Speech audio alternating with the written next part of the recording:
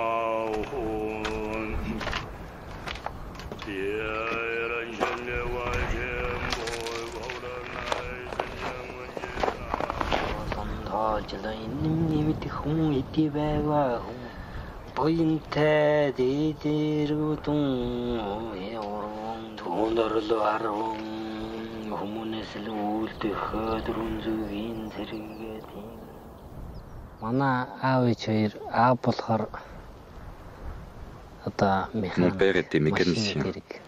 Il réparait des voitures au village. Ma mère était professeure d'école.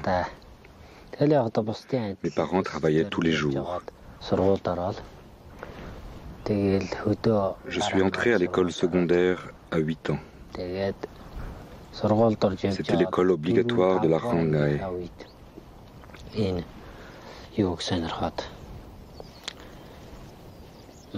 À cette époque, j'ai commencé à apprendre l'ancienne écriture et à lire ce livre. Non loin de ma maison habitait un moine qui m'a appris à lire l'ancienne écriture mongole et l'écriture tibétaine. Au début des années 90, les traditions et la religion sont revenues. J'ai écouté les vieux qui parlaient de l'ancienne Mongolie et j'aimais beaucoup. J'ai commencé à apprendre l'ancienne écriture mongole. C'était pour devenir moine. J'ai lu beaucoup de textes historiques.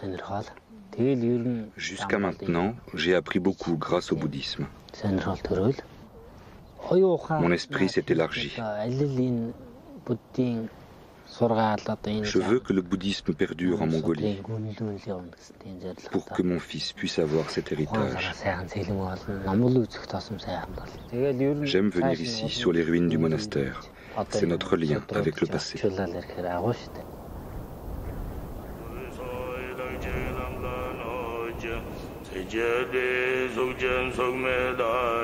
Comme presque tous les monastères de Mongolie, le monastère de Manshir a été complètement détruit dans les années 30. On pense qu'un tiers des hommes mongols étaient alors des moines attachés à d'innombrables monastères.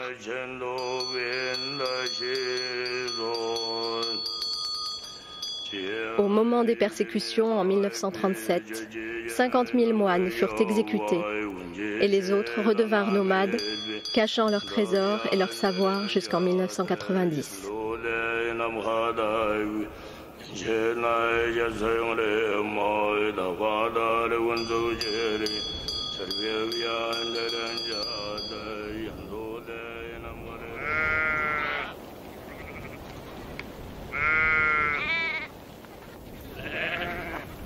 Après son pèlerinage, le lama Bat Batar est accueilli dans une famille nomade qui s'est installée en bas de la montagne. C'est la fin de l'hiver, la période des naissances dans le troupeau.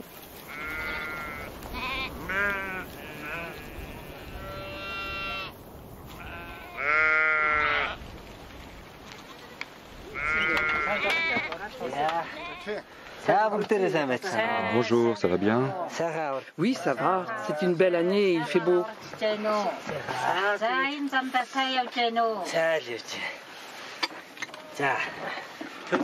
Le troupeau est en bonne santé?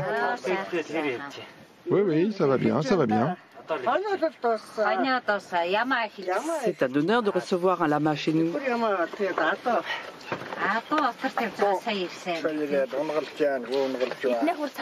Ah, c'est un plaisir d'être chez vous.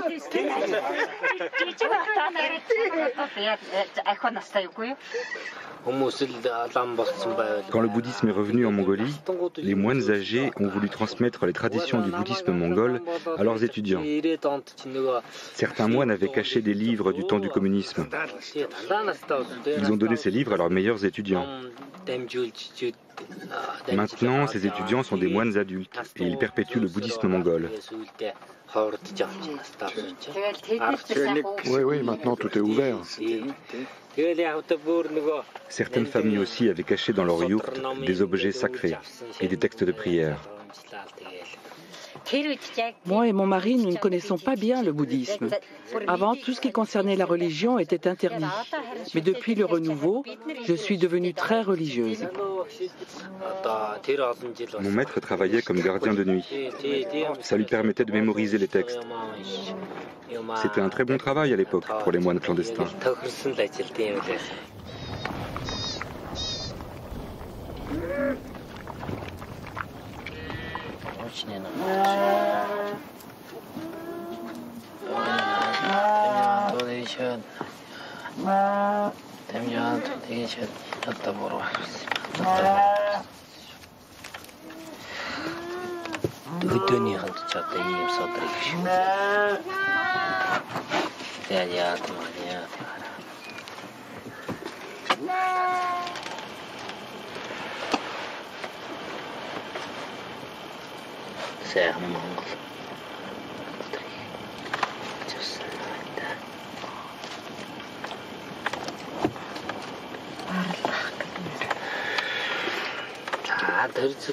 C'est un livre magnifique, très rare. C'est le livre d'Ork Tsodov. Protégez-le bien.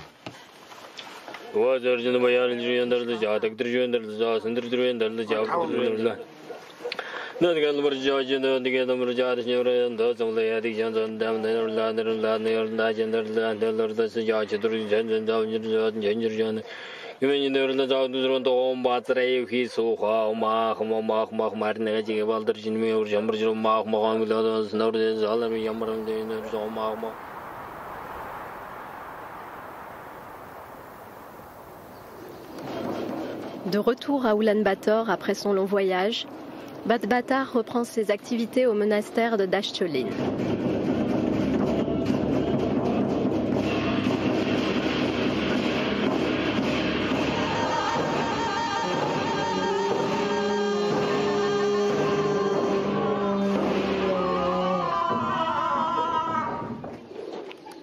Bujin et sa famille ont profité du beau temps pour consulter un moine astrologue.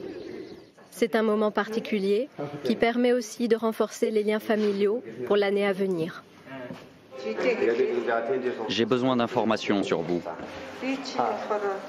Mon année, c'est l'année du coq. En quelle année es-tu né? Je suis née en 1945. 1945. Tu as maintenant 69 ans. Comme tu es marqué par l'élément feu, cette année, il y a des corrections à faire. Le feu est un danger pour toi. Tu dois faire une lecture de prière Tunzum. Tu dois prendre soin de ton âme double Sult. Ton âme double est partie un peu loin. Et il faut l'appeler pour qu'elle revienne vers toi. Si elle part encore plus loin, tu auras des problèmes de santé. Je suis née en 67. Cette année, c'est la porte du retour. C'est une porte ouverte toute l'année qui apporte bonheur et prospérité. Dans votre famille, il y a 3 personnes qui sont installées sur le feu. C'est un danger. Il faut séparer ces installations. J'ai pris plusieurs cordons. Pour cette prière, il faut un cordon rouge tout simple. Chacun de vous 3 doit prendre le cordon dans ses mains. Il faut penser à des choses bénéfiques et prier.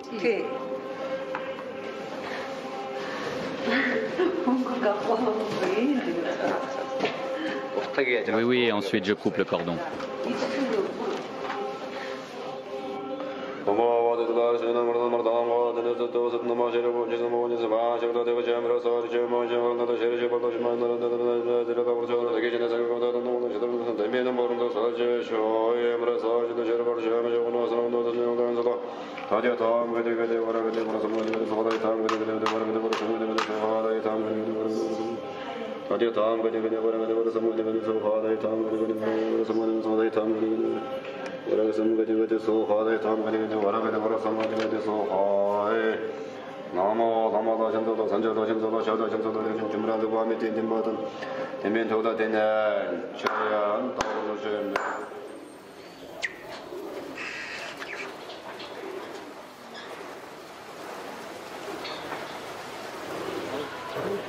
Pendant ce temps, Bad Bhattar a retrouvé son ami, le professeur Erden, avec qui il poursuit ses discussions philosophiques.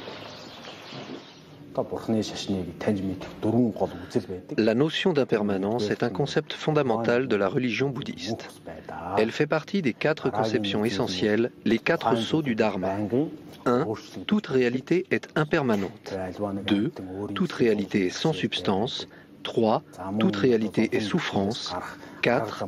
La voie de sortie de ces souffrances mène à la paix. Telles sont donc les 4 conceptions de base.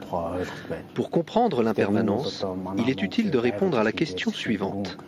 Quelle est la place de la vie de l'être humain dans la nature? Par exemple, la nature mongole connaît l'alternance des 4 saisons. À l'hiver passé, succède l'été qui disparaîtra. À l'été passé, succède l'hiver qui lui aussi disparaîtra. De la même façon, la vie humaine est une succession de changements. L'impermanence se définit donc comme le fait que toute chose est en perpétuel changement. Ceci concerne la nature, mais aussi bien la culture, c'est-à-dire l'existence humaine. Nous sommes des hommes en perpétuelle nomadisation. Un campement d'été des plus agréables deviendra à l'automne venu une steppe vide et inoccupée. Il y a de longues discussions au sujet de l'impermanence, mais il ne s'agit pas d'une réalité seulement compréhensible par le discours. La compréhension de cette théorie de la religion bouddhiste nécessite 3 niveaux, 3 stades. Tout d'abord, il faut écouter le maître. Ensuite, il faut réfléchir attentivement sur ce que nous avons entendu et retenir précisément les explications en les faisant nôtres. Enfin, il est essentiel de pratiquer la méditation pour faire l'expérience de cette notion en soi-même. Ces 3 étapes sont nécessaires pour parvenir à la compréhension du concept d'impermanence.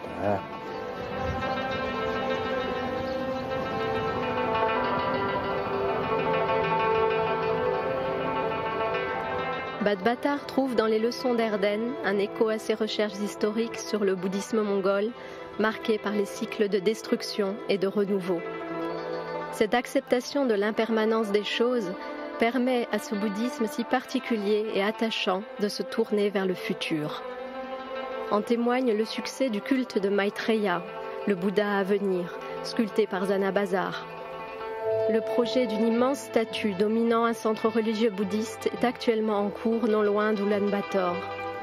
Il verra le jour en 2014 pour que sa présence, aussi longtemps que possible, veille sur l'avenir du bouddhisme.